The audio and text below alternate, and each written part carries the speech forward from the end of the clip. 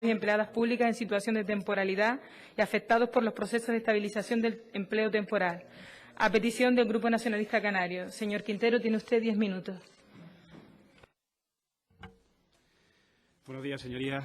En primer lugar, antes de empezar, lo justo es agradecer, como representante de la Plataforma de Empleados Públicos en Fraude de Ley de Canarias, la invitación al Grupo Nacionalista Canario y especialmente a la señora Beato para comparecer en esta sede parlamentaria y hacer extensivo este agradecimiento a todos los parlamentarios que a lo largo de los últimos meses se han implicado activa e intensamente en la búsqueda de diálogo y soluciones.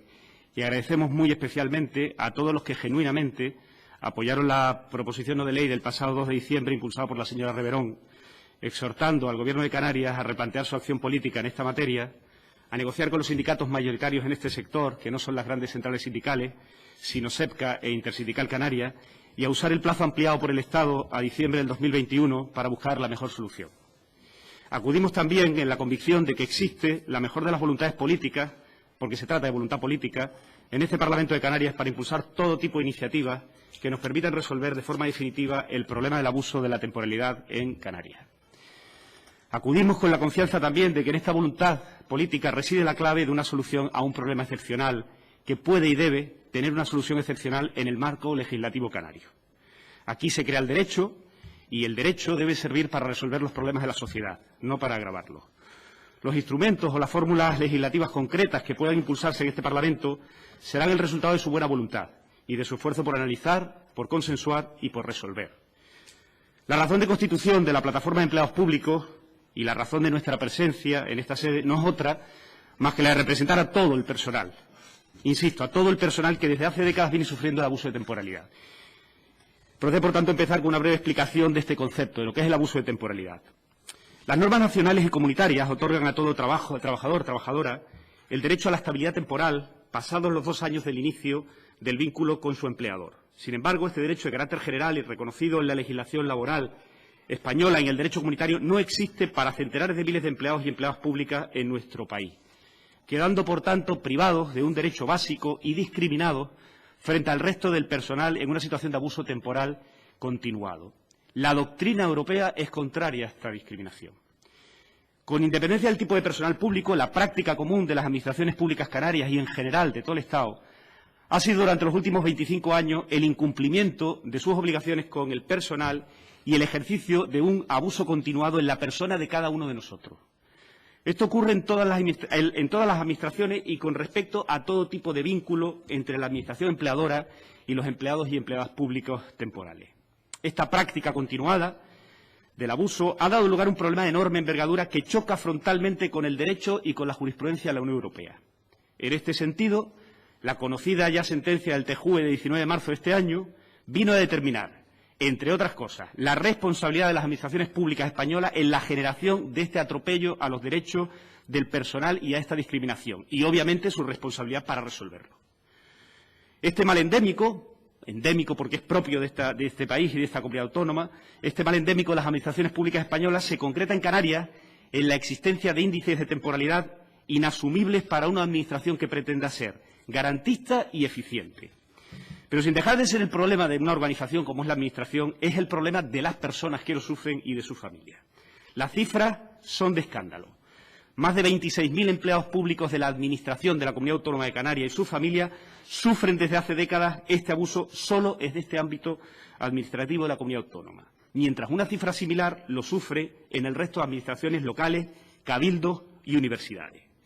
Sirvan las cifras para entender que la magnitud del problema es social y económico y es derivado del abuso intolerable, de un abuso intolerable para el conjunto de la sociedad canaria. Si dijéramos que la Administración de la Comunidad Autónoma, que lo podemos afirmar, es el empleador único que más personal tiene a su servicio en el ámbito territorial de Canarias, un total de 65.000 empleados, y que esta empresa, considerándola como empleadora, pone en peligro la continuidad en este momento de 26.000 empleados, es decir, del 40% de sus efectivos, cualquiera se alarmaría. Es decir, si habláramos de una empresa privada, la alarma estaría en todos los periódicos en primera página continuamente. Si dijéramos además que la antigüedad media de estos trabajadores en la empresa es de 20 años y que la edad media, la edad cronológica de los empleados media es de 50 años, el escándalo sería todavía mayor. Si además añadimos que de esta cifra 20.000 son mujeres, es decir, el 70% de los afectados son mujeres. La mayoría de ellas, sociológicamente, mantenedoras exclusivas de unidades familiares monoparentales. El asunto ya estaría en las primeras planas de todos los periódicos continuamente. Hacemos esta breve alusión sociodemográfica para exponer la dimensión social del asunto, porque al margen de la discusión individual sobre el derecho de cada trabajador y trabajadora a su estabilidad laboral está la dimensión colectiva de un problema que nos afecta a todos como sociedad canaria, que de no ser convenientemente resuelto va a generar una sangría laboral. El origen del problema se sitúa en la nefasta política de cobertura de recursos humanos llevada a cabo en general por todas las administraciones públicas en los últimos 25 años. La carencia de racionalidad, de previsión, de eficiencia en materia de provisión de recursos humanos ha dejado la necesidad de cubrir recursos humanos en manos de la improvisación y la práctica continuada del fraude de ley. Mientras las administraciones han improvisado continuamente en esta materia, se han ido creando situaciones individuales de abuso que resultan en estas cifras ya expuestas. No es posible resolver este problema sin resolver cada una de las situaciones individuales de abuso exhaustivamente. El problema de las cifras de temporalidad y su solución ha de reducirse a la solución en cada uno de los casos en los que hay un empleado o empleada pública en esta situación. No es un problema de plaza, de números o de temporalidad en abstracto, es un problema de personas, es un problema de familias. Sin ánimo de entrar en el análisis jurídico de este problema, cosa que entendemos que excede por completo al objeto de la comparecencia, sí queremos dejar ciertos apuntes que deben guiar cualquier tipo de solución real y efectiva al abuso de temporalidad. No cualquier solución es válida ni garantista. Para ello debe reconocerse, antes que nada, la primacía del derecho eurocomunitario y la obligación impuesta por el derecho comunitario de reparar el abuso de temporalidad compensando a las víctimas de su vulneración y sancionando, esto es importante, y sancionando a las administraciones que hayan abusado.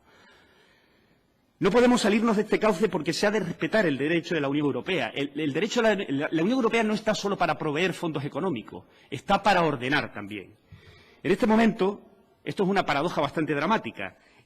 Este personal público está más amparado por el derecho europeo y por las instituciones europeas que por las propias administraciones españolas y por las grandes centrales sindicales de este país. Y esto es triste decirlo, porque todos nosotros estamos desamparados por por las grandes centrales sindicales. El abuso de temporalidad supone una vulneración del marco normativo y jurisprudencial de la Unión Europea. Esto consta en la enmienda a los presupuestos generales de Estado que ha presentado el PNV este 9 de diciembre. Tanto de la Directiva 99/70 como de la reciente jurisprudencia del TJUE de 19 de marzo. Dicha jurisprudencia deja meridianamente claro que los procesos de consolidación y estabilización del empleo público en los términos de 2017 no son la solución adecuada al problema del abuso de temporalidad, porque con la libre concurrencia no se garantiza la compensación del abuso a la víctima, más al contrario, se arriesga y se favorece su despido libre y gratuito, siendo el despido libre y gratuito, un resultado prohibido en nuestro ordenamiento jurídico y del que las administraciones convocantes de estos procesos y las grandes centrales sindicales se despreocupan por completo. Suelen decir la mayoría, pero la minoría se quedará en desempleo, si tuvieran la razón, porque no estamos de acuerdo ni con ese extremo. Por esta razón, pedimos públicamente en este momento, y lo decimos públicamente porque de aquí se hará eco toda la sociedad, la paralización inmediata de todos los procesos selectivos que se están desarrollando en este momento en Canarias, que no respetan esta jurisprudencia y esta doctrina, y se reconduzcan al respeto de su literalidad. Y hacemos alusión directa a la OPE de nuestros compañeros médicos especialistas que han tenido que ir a la huelga en este momento tan grave para la sociedad canaria, a los docentes y a personal de cabildos y organismos dependientes de los mismos que están ahora mismo en esta misma situación. La sentencia deja también claro que el abuso de temporalidad exige una compensación para las víctimas del abuso con una medida efectiva y proporcionada que limite las consecuencias de la infracción. La misma abogada general, no cualquiera, la abogada general del TJUE ha sugerido que esta reparación puede ser el reconocimiento excepcional, porque estamos hablando de excepcionalidades, del derecho a la fijeza directa cuando se reconozca administrativamente la situación de abuso de cada persona que está en esta situación. La otra alternativa que propone la sentencia, la indemnización para reparar el abuso, una indemnización que habría de ser disuasoria, por lo que las administraciones públicas deberían incurrir en gastos millonarios para abordar esta alternativa. Situación que de por sí, es decir, recurrir a un gasto millonario en condiciones normales sería absurdo, cuando la misma solución se podría conseguir a coste cero, más aún en la situación económica y social que nos deja la pandemia. Para finalizar, cerramos esta intervención resaltando de todo nuestro discurso que el abuso de temporalidad requiere de soluciones excepcionales de consolidación que restauren los derechos a la estabilidad lesionados por parte de las administraciones públicas, de acuerdo siempre con la citada normativa y jurisprudencia de la Unión Europea. Esta es la única forma de reparar de manera proporcionada, efectiva y garantista a las víctimas del abuso de temporalidad. Persistir en las actuales políticas del Ejecutivo canario, de administraciones que tienen procesos datados o acordados en 2017 previos a esta doctrina, es ilegítimo, es lesivo, es caro, es ineficiente y es absurdo si queremos avanzar en el logro de construir una sociedad más justa y progresista, con administraciones públicas que se sitúen dentro de estándares europeos. Gracias, señor Quintero. Gracias, señor Martínez. Pues ya para cerrar esta comparecencia tiene la palabra el señor Quintero para hacer las aclaraciones que considere oportunas. Pues intentaré aprovechar el turno primero para entender mis notas, que ya son complicadas para mí, y para ir respondiendo a cada uno de ustedes. En primer lugar, al representante del Grupo Mixto, al señor de la Puente, pues agradecerle su activismo en defensa de nuestros derechos, porque desde el primer momento se ha mostrado defensor incondicional de las soluciones que siempre han propuesto los sindicatos con legitimidad en la mesa sectorial, intersindical y SEPCA, y las propuestas que llevamos. Resaltar de su intervención que ha dicho que esto es una cuestión de justicia. Es decir, no podemos generar injusticia con cualquier tipo de solución que se adopte. La solución tiene que ser eficiente, barata, eficiente, a cero costes si es posible, y sobre todo tiene que ser justa. Porque si no es justa va a generar litigiosidad, y la litigiosidad siempre es cara. Menciona el portavoz socialista que el Tribunal que una norma o cualquier disposición que no cumpla con los principios de constitucionalidad será invalidada por el Tribunal Constitucional, pero le recuerdo que en las dos direcciones, es decir, incluso una norma del Gobierno que no cumpla con la interpretada por nosotros constitucionalidad también será llevada al Tribunal Constitucional y también será llevada a los tribunales europeos. Y al hilo de la judicialización continua de todo tipo de procesos y procedimientos habrá cuestiones prejudiciales. Quiero decir, el cauce jurisdiccional no se va a agotar ni en el Tribunal Superior de Justicia de Canarias ni en el Tribunal Supremo, se agotará otra vez en Europa. Y cuando todos los asuntos se vayan a judicializar nuevamente en Europa, ya sabemos cuál es la doctrina europea. Entonces se perderán esas oportunidades de resolverlo en este momento. Agradecer al señor Ricardo Fernández Lapuente su apoyo y el inciso en que se trata de una cuestión de justicia. A la señora Mendoza del Grupo Asamblea Gomera, Agrupación Socialista Gomera, los trabajadores van a estar en riesgo si se camina por procedimientos de OPE de libre concurrencia, que es por donde se camina en este momento. Es decir, la administración, las administraciones con potestad ejecutiva caminan por procedimientos de libre concurrencia. Por eso pedimos la paralización inmediata de todos aquellos procedimientos que están en marcha en este momento con procedimientos de libre concurrencia. Y nos gustaría recordar que si bien en la Administración de la Comunidad Autónoma de Canarias la temporalidad es del 46%, lo dije, del 46%, la temporalidad es exageradamente, es casi 1 de cada 2 empleados públicos. En las administraciones locales es todavía peor. Y por derecho comparado, lo que se haga en la Administración de la Comunidad Autónoma de Canarias se va a hacer en las administraciones locales. Van a marcar el camino que se siga en las administraciones locales. Hay ayuntamientos que tienen el 90% de temporalidad. Es tan complicada la situación de las administraciones locales que ni siquiera tenemos una foto fija. Es decir, sí que tenemos un cuadro de efectivos de la Comunidad Autónoma de Canarias, pero no tenemos un cuadro tan real, tan objetivo del conjunto de administraciones locales, cabildos y universidades. Así que el problema no solo se acaba en la administración de la comunidad autónoma, sino que se va a extender como si fuera una metástasis por todas las administraciones locales. Dijo usted que la solución no es fácil. Verá, yo en eso no estoy tan de acuerdo. Yo creo que la solución puede ser más sencilla de lo que se plantea si se tiene en cuenta la doctrina europea. Si se empeñan en sacar de la ecuación el peso de la doctrina europea y de la jurisprudencia de la Unión Europea, entonces sí que se complica. Y se va a complicar en la vía jurisdiccional progresivamente. Esa complicación lastrará el desarrollo de las administraciones públicas durante años. El principio de parsimonia dice que la mejor solución es la más sencilla. Hay soluciones sencillas. Con creatividad jurídica y creando nuevas normas, creando derecho y creando ley, se puede resolver.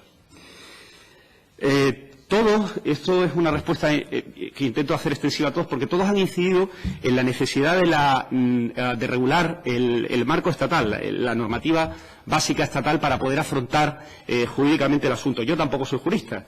Decía el portavoz socialista que era aparejador, yo soy psicólogo, tampoco soy jurista. Pero hay informes jurídicos hechos por expertos en derecho constitucional y administrativo. De hecho, los médicos que están en conflicto, los médicos que han tenido que ir lamentablemente a la huelga, aportan ese tipo de informes, aportan esas conclusiones en sus informes. Y les pido a ustedes que se los pidan a ellos. Es decir, ellos aportan informes jurídicos que avalan la competencia del Parlamento de Canarias para dictar normas excepcionales con el actual ordenamiento jurídico.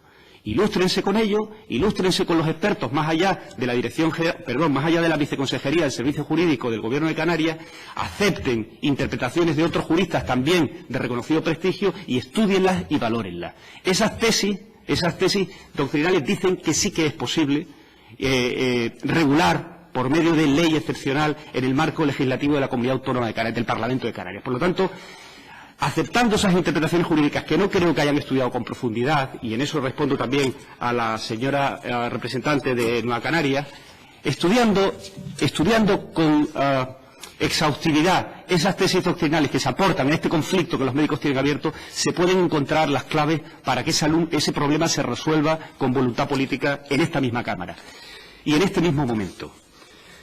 Al representante de Sí Podemos le agradezco el retrato social y que comparta con nosotros el retrato social. No hay mayor defensor de los servicios públicos que el empleado público. Todos los que en un determinado momento decidimos dedicarnos al servicio público, lo hacemos muchas veces perdiendo dinero, porque en el ejercicio privado de algunas profesiones se puede ganar mucho más dinero. Pero lo hacemos con vocación de servicio público, y esa vocación de servicio público se traduce en el conflicto que muchos médicos pueden tener en cualquier momento entre irse a la huelga o atender a sus pacientes. Y ese es un conflicto en el que les ha puesto el Gobierno de Canarias. No se puede defender con la boca grande la importancia de los servicios públicos y luego traicionar en la negociación a los defensores de esos servicios públicos. Los mayores defensores de los servicios públicos somos siempre los empleados públicos, porque somos la infantería, somos los que estamos al pie del cañón, somos los que atendemos a las personas, somos los que tenemos que bajar a la arena a resolver los problemas de la gente, y lo hacemos continuamente, en horario de trabajo, y a veces más allá del horario de trabajo. Así que le agradezco la importancia que le da al empleado público, y coincidimos con usted en la importancia de fortalecer el servicio público, y para fortalecer el servicio público hay que quitarle al trabajador público que en este momento está dando la batalla contra el COVID la preocupación por su puesto de trabajo. Tendrían que estar los médicos, los técnicos, los administrativos, todos los que estamos trabajando en servicios públicos, tendríamos que estar al 100% concentrados en nuestro trabajo y no tendríamos que estar dedicando energías extraordinarias a defender lo que es un derecho reconocido que no se nos reconoce ni en sede, no se nos reconoce ni legislativamente ni en la vía administrativa.